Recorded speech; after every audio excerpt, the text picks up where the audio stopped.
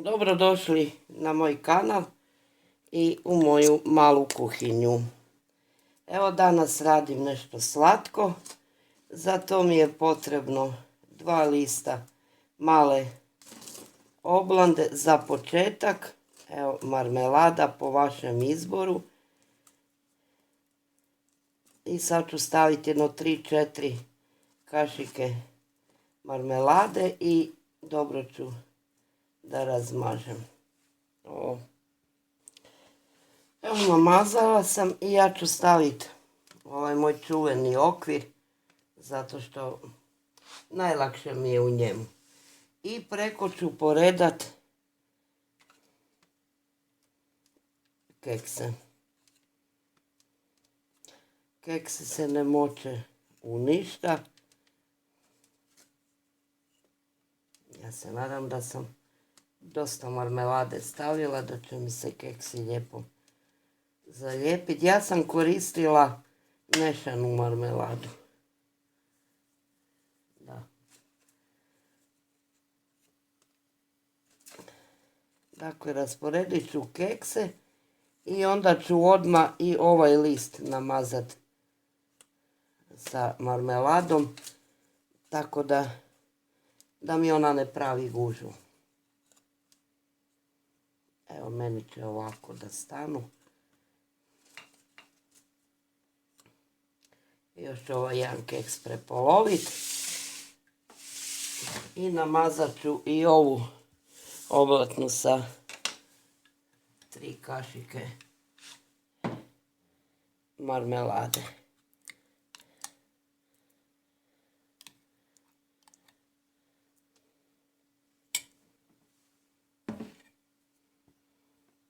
Sad dok ja mažem onaj list sa marmeladom, ja ću staviti onaj središnji dio da mi se kuva. Ovako, ja imam jedan problem. Vatru nisam založila, je prevruće, a plin mi je nestao. I ja ću da iskoristim mikrotalasnu pečnicu, pa ću ja probati. Ovo prvi put radim kolač u njoj. Znači, dodat ću u zdjelu vodu, šećer, čokoladu, margarin i kakao. Dakle, koliko čega po običaju vam piše i onda ću sad staviti u mikrotalasnu. Pa ću negdje za minut, 2 da promiješam to da mi se sve fino lijepo ujednači. Kad je ova smjesa sve se lijepo istopilo,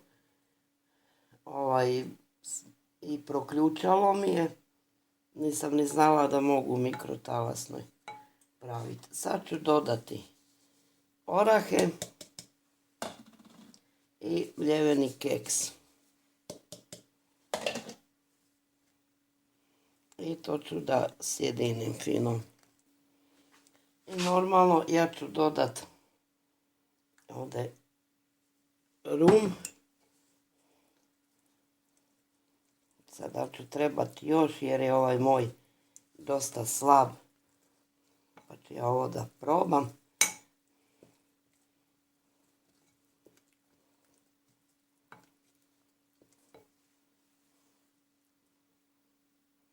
Ne vidim da treba još malo.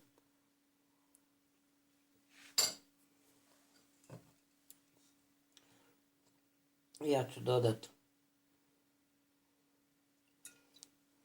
još jednu nepunu kašiku ruma. I evo, smjesa mi je gotova. I sad ću ja lijepo da tu smjesu stavim preko keksa. Ovdje mi je malo ljepljivo od marmelade. Dakle, i ova smjesa ide preko ovog sloja keksa.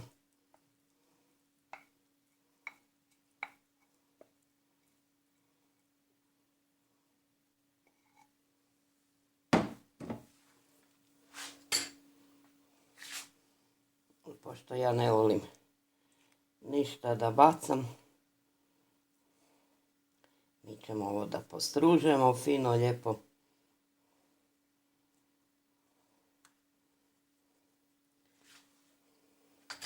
Jer nema bacanja.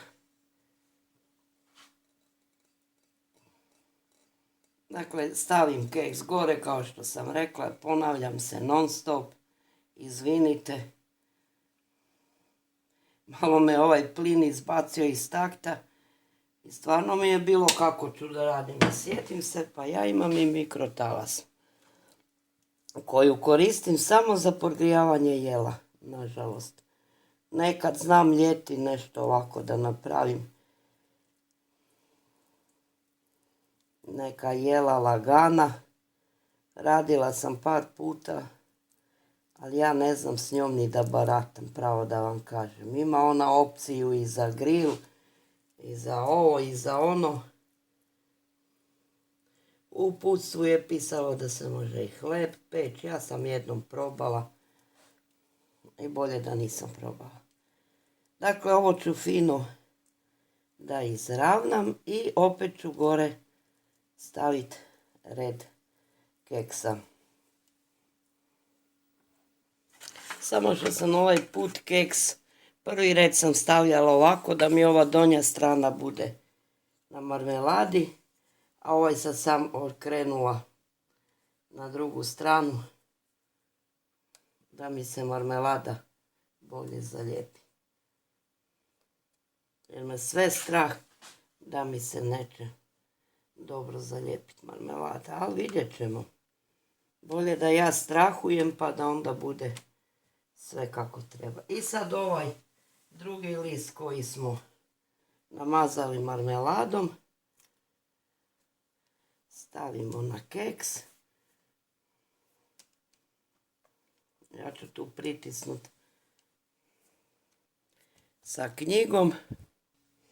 Evo, ja sam stavila ovu providnu foliju, pošto sam tapkala s prstima gdje je malo bilo marmelade, da ne uništim knjigu. Htjela sam staviti ovaj papir za pečenje, međutim strah me da će mi se zalijepiti za kolač. I ovaj moj kuvar koji mi tako lijepo paše ovdje, da lijepo stisnemo.